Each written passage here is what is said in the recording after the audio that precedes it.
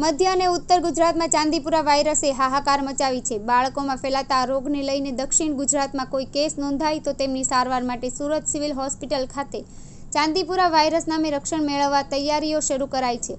Civil હોસ્પિટલમાં special ward બનાવવામાં આવી રહ્યો છે.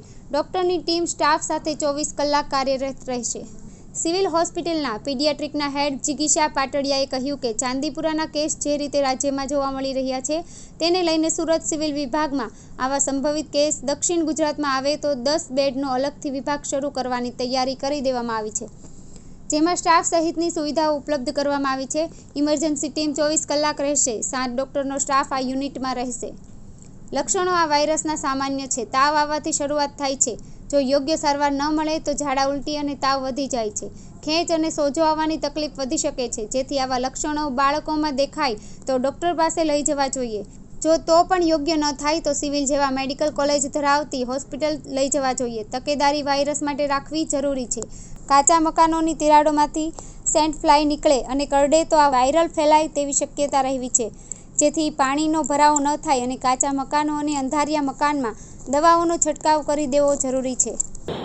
નમસ્તે, મારું નામ ડૉક્ટર જિગીશા Patadia, head of the department paediatrics બાળરોગ વિભાગ, નવી સિવિલ હોસ્પિટલ સુરત ખાતેથી વાત કરું છું. જે નવો વાયરસ આવ્યો છે, નવો વાયરસને લઈને આપણે સિવિલ તંત્ર કઈ રીતની તૈયારી બતાવી છે અને કેટલી બેડની આપણે વ્યવસ્થા કરી છે? જી, આપ સૌ જાણો છો એ પ્રમાણે જે વાયરલ એન્સેફેલાઇટિસના કેસીસ ગુજરાતમાં જોવા મળી રહ્યા છે, એમાં સાઉથ ગુજરાતમાં તૈયારીના ભાગરૂપે નવી સિવિલ હોસ્પિટલ ખાતે આપણી પાસે 20 બેડનું પીડિયાટ્રિક ઇન્ટેન્સિવ કેર યુનિટ હાલમાં કાર્યરત છે. એની સાથે જો કોઈ આવા સંભવિત કેસીસ આપણી પાસે સાઉથ ગુજરાતમાંથી આવશે તો એના માટે બીજું 10 બેડનું પીડિયાટ્રિક ઇન્ટેન્સિવ કેર યુનિટ ચાલુ કરવાની તૈયારી અત્યારે ચાલી રહી છે. એટલે કે અમે બપોર સુધીમાં એને કાર્યરત કરી લઈશું. ઇન્ટેન્સિવ કેર યુનિટમાં પેશન્ટ્સને માટે જરૂરી વેન્ટિલેટર્સ, દવાઓ, હોસ્પિટલ માટેનો ડૉક્ટરનો staff, nursing staff, support staff, life saving medicines અને બીજી તમામ સુવિધાઓ ઉપલબ્ધ હશે. કેટલા ડૉક્ટરો એમાં કાર્યરત રહેશે? હાજી, અમારી એક ઇમરજન્સી ટીમ 24/7 ઓન ડ્યુટી રહે છે. એની સાથે પીડિયાટ્રિક ઇન્ટેન્સિવ કેર યુનિટનો ડેડિકેટ 6 થી 7 ડૉક્ટરોનો સ્ટાફ 24/7 ઇન્ટેન્સિવ કેર યુનિટમાં હાજર રહે છે. આ વાયરસ કેટલો ગંભીર ગણાય છે? આ વાયરસની શરૂઆત સામાન્ય લક્ષણોથી થાય છે, જેમ કે બાળકને ઝાડા ઉલટી થવા, તાવ આવવો, અને એ પછી જો બાળકને યોગ્ય સારવાર અને ટ્રીટમેન્ટ આપવામાં નથી આવતી તો આ બાળક બહુ ઓછા સમયમાં બાળકને તાવ વધી જાય છે, ઝાડા ઉલટી વધી જાય છે, અને આ વાયરસનો ચેપ મગજ સુધી પહોંચતા મગજ પર સોજો આવતા ખેંચ આવવાની શક્યતા અથવા તો બેભાન થઈ જવાની શક્યતા રહેલી હોય છે.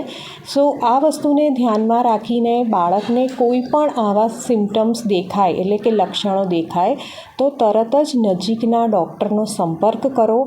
ડૉક્ટરની પાસે નિદાન કરાવીને યોગ્ય સારવાર કરો.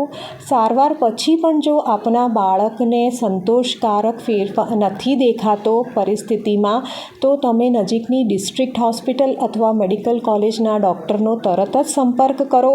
અને જો ડૉક્ટર તમને ત્યાં દાખલ થવાની સલાહ આપે છે તો મહેરબાની કરી દાખલ થઈ બાળકના યોગ્ય નિદાન અને સારવાર આગળ વધી શકે એ માટે જરૂરી પગલાં લેવા માટે ડૉક્ટરનો સંપર્ક કરી અને એમને સહાય કરો. તકેદારી કઈ રીતની રાખવી જોઈએ? આપ સૌ જાણો છો એ પ્રમાણે આ જે વાયરસ જે અત્યારે આપણે જે ચર્ચા કરી રહ્યા છીએ એ મુખ્યત્વે સેન્ડ ફ્લાયથી ફેલાય છે. સેન્ડ ફ્લાય એ મુખ્યત્વે કાચા મકાનોની તિરાડોમાં રહેતી હોય છે. વરસાદની સિઝનમાં કે કોઈ કારણસર જ્યારે આ સેન્ડ ફ્લાય બહાર આવે છે અને કરડે છે એમાંથી આ વાયરસ ફેલાવાની શક્યતા છે. એટલે જે સરકારશ્રીએ આદેશો આપ્યા છે એ પ્રમાણે ડિસઇન્ફેક્ટન્ટ એટલે કે જંતુનાશક દવાઓનો છંટકાવ, એની સાથે સાથે પાણીનો ભરાવો ના થાય એની કાળજી, જ્યાં જ્યાં ઘરમાં કાચા મકાનો ખાસ કરીને અથવા અંધારિયા મકાનો કે જ્યાં તિરાડો છે અથવા તો સેન્ડ ફ્લાયને રહેવાની શક્યતાઓ છે એ તમામ જગ્યાઓને ધ્યાનમાં લઈ અને એની ઉપર દવાઓનો યોગ્ય છંટકાવ કરીને આપણે આ વાયરસને અથવા તો આ બીમારીને સમાજમાં પ્રસરતી રોકી શકીશું. કઈ દવાઓનો ઉપયોગ કરવો જોઈએ? સરકારશ્રીએ જુદી જુદી જંતુનાશક દવાઓના ઓલરેડી કલેક્ટરશ્રીને ડીડીઓ શ્રીને અને તમામ જિલ્લા પંચાયતને એના આદેશો આપી દીધા છે. એ પ્રમાણે સર્વેલન્સની કામગીરી અત્યારે એમના લેવલ ઉપર ચાલુ હશે. દવાઓના છંટકાવની કામગીરી જે તે જગ્યાએ ગ્રામ્ય કક્ષાએ અને જિલ્લા કક્ષાએ એની કાર્યવાહી હાથ ધરવામાં આવી રહી છે. કઈ ઉંમરના બાળકોને લાગી છે? આ સામાન્ય રીતે નાના બાળકોને એટલે કે 9 વર્ષથી માંડી અને 13 થી 14 વર્ષના બાળકોમાં આ વસ્તુ જોવામાં અત્યારે હાલ પૂરતા લક્ષણો આ નાના બાળકોમાં જોવા આવી રહ્યા છે. અને એના માટે અમે એવી સલાહ આપીએ છીએ કે સૌથી પહેલાં પાણીનો ભરાવો અટકાવો. તમને કોઈ આવી સંભવિત તિરાડોવાળી જગ્યા લાગતી હોય કે એવી સંભવિત જગ્યા લાગતી હોય તો મહેરબાની કરીને તમારી આજુબાજુ એને શોધો. બીજું કે બાળકો નાના છે, રમવાના, બહાર આવીને રમવાના છે, એ લોકો એમની પ્રવૃત્તિ કરવાના છે, તો સૌથી સારામાં સારું છે એમને આખી બાયના કપડાં પહેરાવો, જેમ કે ફૂલ સ્લીવ્સના કપડાં અને નીચે પેન્ટ પહેરાવો.